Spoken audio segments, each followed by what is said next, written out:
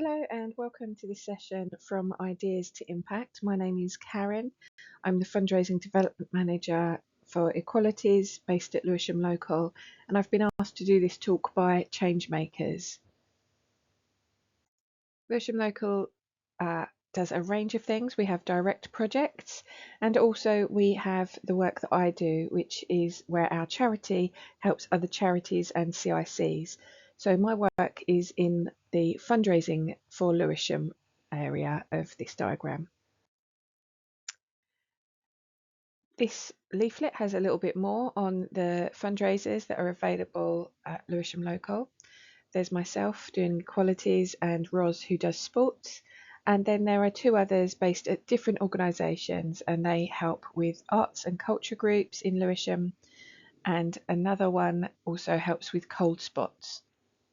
Things are changing a bit at the moment because we are funded up until March to do the work by the council, and then after that it will depend on who the main grants are awarded to.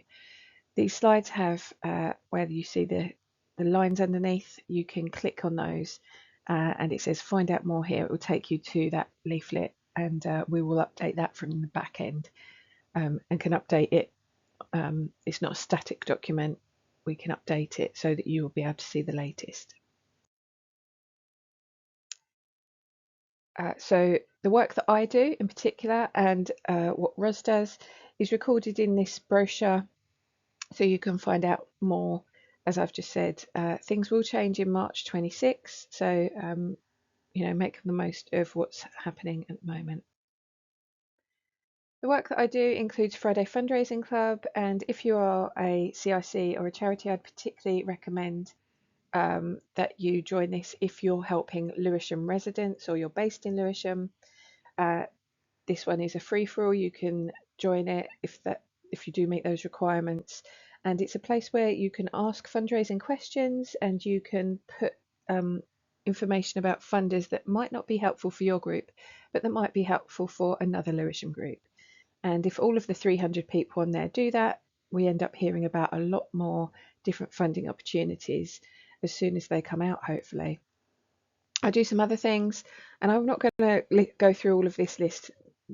There's more information on these in the brochure, but hopefully that gives you an idea of what's available to unconstituted groups, CICs, CIOs, charities, and businesses with significant not-for-profit elements. In terms of today's session, here's the agenda. So we're going to look at the structure of your pitch, make a start on your pitch, and then general tips on using PowerPoint or other methods, practicing it, and the networking bit. So I come at this from 20 years of working with charities. I've had a lot of experience in fundraising. I've had some marketing training, and there is an overlap into marketing. And in addition to this, I've done a bit of research for this particular session today, but that just helps you to know where I'm coming from with this. This is a kind of pitch that would be to funders, is the kind of angle that I'm coming from and expecting it to work from. So the structure of your pitch, I've suggested this structure, and we'll talk in a minute a bit about how you might play around with this structure, but these are the kind of elements that I think make logical sense. And if in doubt, maybe start here and then you can play around, but at least if you've got a starting point, this is a good place to start. So you'll see in that first top box the introduction to yourself and to your broad idea. So that does what it says on the tin, really. And I think, apart from anything, it's really a gentle way into doing a pitch. Those first few words where you can feel quite nervous. If you can say, my name is Karen, obviously fill in with your own name. But if you can start off with that, that's something that's definite and given, and it can help just like open the door to speaking. So introduction to yourself and your broad idea. Then the need, i.e. what's the problem that you're addressing? What is the problem that your organisation is going to solve through its products, through its existence, its services? Then the activity, how are you going to do it? what work you're going to do, or what is the product. Then the change, and community groups would use the term outcome. So, for example, increased confidence, or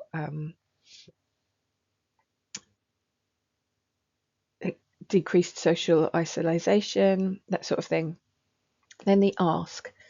So fundraisers always asking about the ask to one another, but actually making the ask,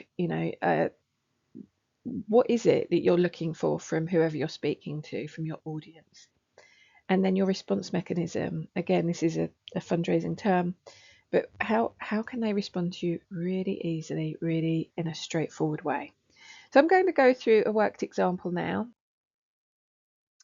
And here you can see I've just given a sample of how it might work. So as I said, when I just explained it, I normally start off with my name's Karen. It's just so straightforward, but first things first, they don't know who you are. So my name's Karen. I'm the Fundraising Development Manager for Equalities in Lewisham Local. Our organisation does two main things. Firstly, directs charitable projects to help people in Lewisham. Secondly, we are a charity that helps other charities. My part in that is helping groups to learn to fundraise. I run a Friday fundraising club for community groups that I'm looking for sponsorship. So that broad idea, they know quite soon in that I'm looking for sponsorship for my Friday fundraising club. I've given them the context, and then I've narrowed it down to the thing that I've worked out. I want to ask them about sponsoring my Friday fundraising club. And then I am going to skip to the next one. I'm not going to just go through and read out every single bit of this, because you can pause and read this for yourself. I don't think there's anything here I can say, but on the next one, I've highlighted some information. So here we go. As I said, I've highlighted that my name's Karen bit, and then the need. So what's the problem that I'm addressing through my Friday fundraising club in this case? So figures from Dataways London show Lewisham's voluntary and community sector is smaller than neighbouring boroughs. So you would have more or less information here depending on the length of your pitch, but I'm backing up what I'm saying with evidence. Evidence from external sources and evidence from internal information. Our experience shows that many want help with fundraising and do not have training in this area. So I've matched. It's not just me saying it, although that's important to really have that tailored to the local area in this case, but also I've linked it to that wider knowledge.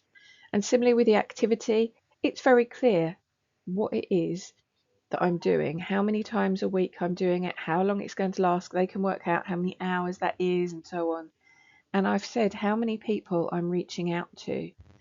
And it ends up with quite a big number, doesn't it? That's 11,128 times minimum that your link would be shared.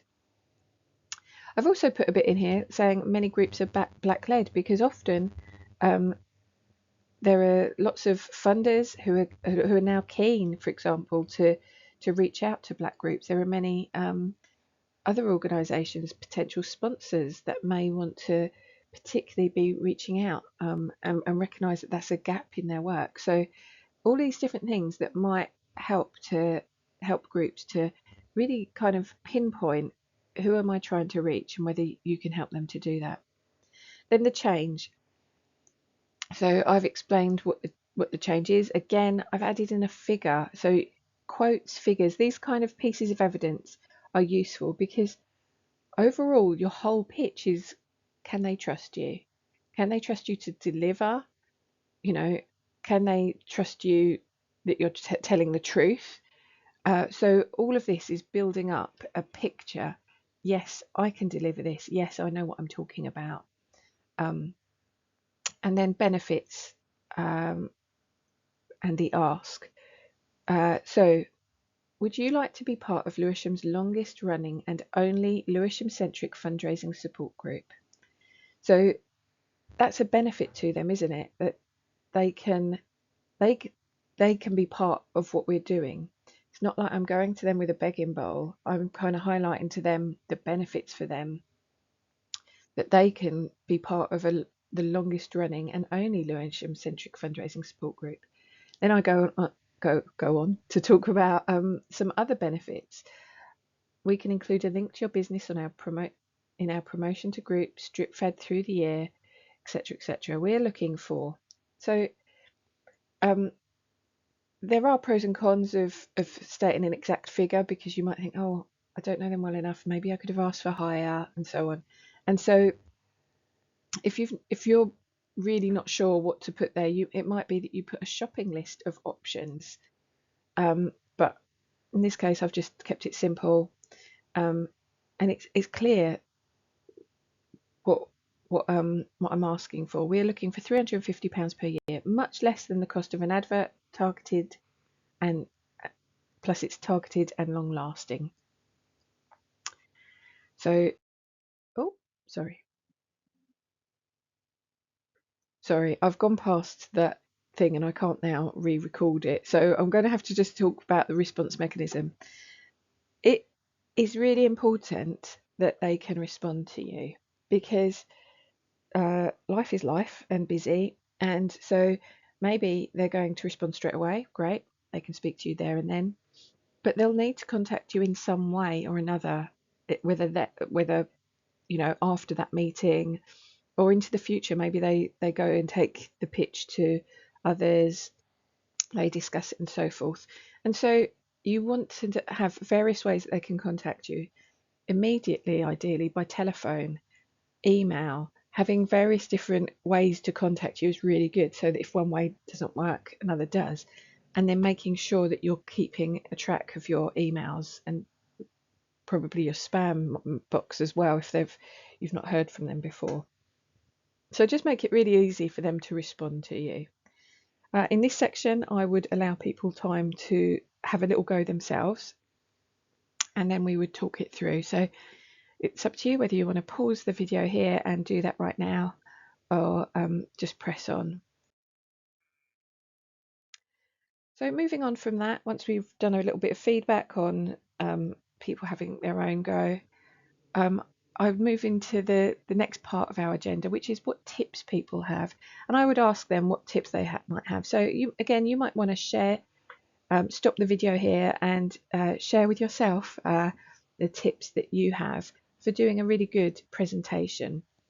So think about it if you're standing up in front of people, or if you've got just a recording, or whatever means you have. What tips do you have for doing a good pitch? So although I asked people for tips, I'm going to give you a few of my own, and I'm going to format them in the sense of questions, and I've done that on purpose, because I want you to be thinking. I want to help this to inspire some ideas. So think about, what format will you use? If you're doing a face-to-face pitch, which if you're doing the Changemakers session, you probably will be, would you have handouts?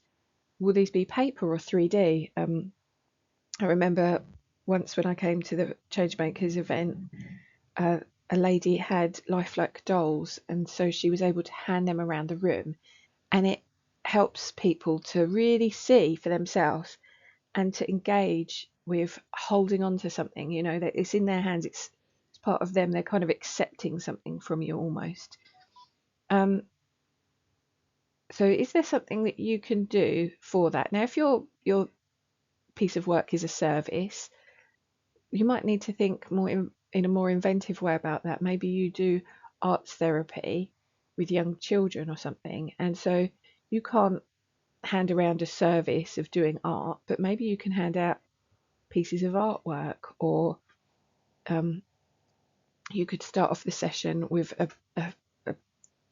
a piece of paper painted red and say, how does that make you feel? Or green, how does that make you feel?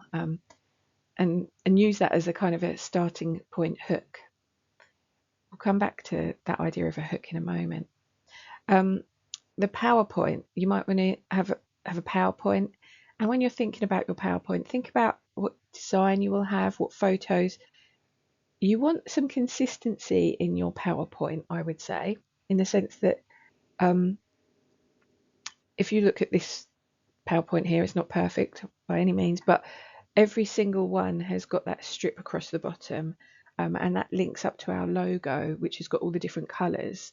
So there's some branding there, it's called, that kind of consistency. Your font, often people say your font size would be the same size. I'm just going to have to pause it there, emergency. Have a think about how you're going to speak. So it might be from small cards. PowerPoint has the option to have the notes pages on there, but have a think about whether you'll be able to have that visible to yourself, and that will depend a lot on the tech of on the day. So if you're not sure about that, it might be useful just to have small cards with you as well as a backup. Apart from anything, if your hands are shaking, it's quite good because you can hold on to the cards and sort of steady yourself. So whatever works for you, these are tips, these are not commandments. What order will you use? So this is on the part where I showed those different boxes. Oh my goodness, another emergency. Apologies. So what order will you use? When looking at those rectangles that we talked about just now, I suggested the obvious order of an introduction and so on. But it might be that you start with a dramatic case study. So a case study is a little story, or let's use case study first of all. So a case study, Eric was only 9 when he was left as an orphan. What continued from there, and then how you've helped Eric, sort of thing. So you might start off with Eric and then go back to the introduction of who you are. So you're trying to sort of grab people's attention. So that fits in with the kind of Ada way of doing things, which is quite old school marketing from when I learned it. So attention is A, interest, show like grab their interest, desire. So then you'll kind of really talk about how you can make a difference and the benefits that you're bringing and stuff like that. Desire to take action, attention, interest, desire, action. So what's the response mechanism? So you could do an Ada kind of pitch, making sure all those different boxes that we talked about earlier are done, but you would start a kind of a more kind of marketing way of doing things. The other thing is that you can still be dramatic within that same order that I suggested, or otherwise, but a bit like I said about handing out the sheets of paper with, like, how does that red paper make you feel? How does that red painted paper make you feel? In the same way we can help young people today through exploring their creatively, their emotions, blah blah blah. So think about what order you will use. If in doubt, I would just stick to the order that I've suggested if you're feeling a bit nervous about it, but at least you've got an idea there.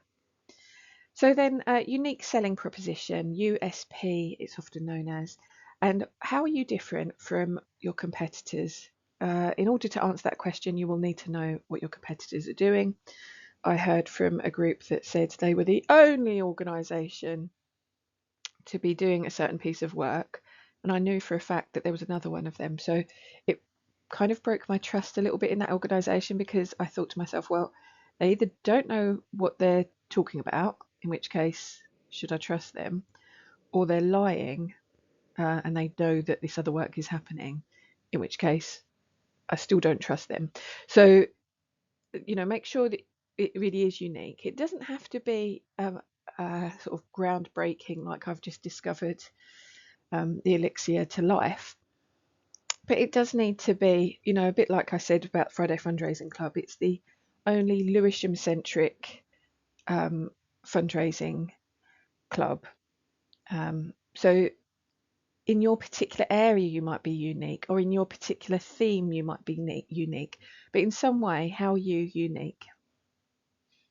And for a group trying to reach Lewisham organisations, that is unique. Then can you research who might be there and adapt it according to what you think they're looking for? So if you know that the board of people listening to your pitch is going to include, for example, London funders, then you would look up a little bit about them. You would find out about them. What are they interested in? And maybe they're not interested in Friday Fundraising Club. So then I would talk to them about a different aspect of my work. I might talk to them about conferences and how they could come along to the conference and have a stall, and that would help applications to them be so much stronger because they would be more aligned with the organisation's work. So see if you can find out who's coming along to the pitch night. That would be helpful. And out of them, who are you going to prioritise to be the ones that you do particularly want to go for? Now, if you've got two different options, you're not sure which one to go for, you might want to prioritise one of them and say, I've done this pitch tonight, but there are other aspects of our work that are available. Here's a link to find out a bit more about them and give a little miniature taster of that as well, just to whet their appetites, because you can't cover everything all probably in the time that you're being allocated. And I haven't even put that as a tip actually, but think about how much time you've got, and we will come to practice in it in a moment. But yes, so what impression do you want to give with your pitch? What are you wearing, for example? So your PowerPoint, the clothes that you're wearing, whether you come across as serious or smiling and open, all of these are going to create an impression, your body language as well. So do you want to, I was going to say, do you want to give an impression of somebody who's maybe just not so interested? Or I think that's unlikely, but some of the things that we do can make us, some of our body language we might be nervous, but can come across as standoffish, i.e. don't speak to me. So what impression do you want to give? And think about that. Think about, do I want to make sure that I'm standing upright and I'm not talking too much with my hands, but enough that it's natural? How can you stand out? So, for example, handing out those sheets of paper that we've talked about, how can you stand out? Maybe when you think of those Strictly Come Dancing dances, there are, for the most part, they all blur together to me. But there was one where it was done by a lady who had hearing difficulties, and suddenly it went quiet, and it really brought to life that idea of, how is she managing to do this? It kind of really brought that to life. And so that's kind of one of those standout performances. And how did it stand out? Because the music was turned off. It wasn't a difficult thing to achieve. It was just this creative spark that people were able to stand out. You don't want to do that to the detriment of people understanding what you're talking about and so on. But how can you stand out? Is there something kind of extra that you can give? Cover all your bases, cover all the things that you need to cover, but is there something where you can stand out too? Have you practiced in front of a mirror or in front of a camera to check your body language? That's links to the image, the one we just talked about.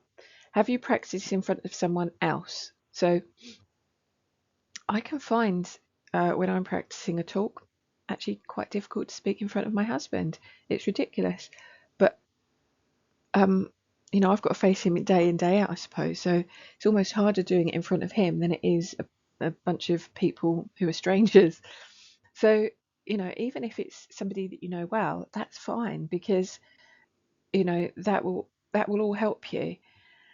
And make a mess of it in front of them instead of in front of your actual people that you're pitching to. So uh, I would go for somebody who's not going to be too harsh in their feedback, but um, you don't want them to tear apart your stuff. You might want to brief them and say, I want you to give me 3 top tips on how I could improve this, so that if you've got somebody quite negative, they don't actually completely knock your confidence. And weigh what they're saying. Do you agree with it or not? If they're coming up with something quite key, you might practice it on somebody else and see if they say the same thing as well. There is that balance between, you don't want to completely ignore what people are, maybe quite a few people would think the same way, but also sometimes the spark of who you are means that you will be doing it in a different way. So yeah, have you got ways for them to contact you? So that is the last one that we talked about around response mechanism. But have you put that in place? Have you got the email address? Have you got all that ready to go so that there's a way to contact you?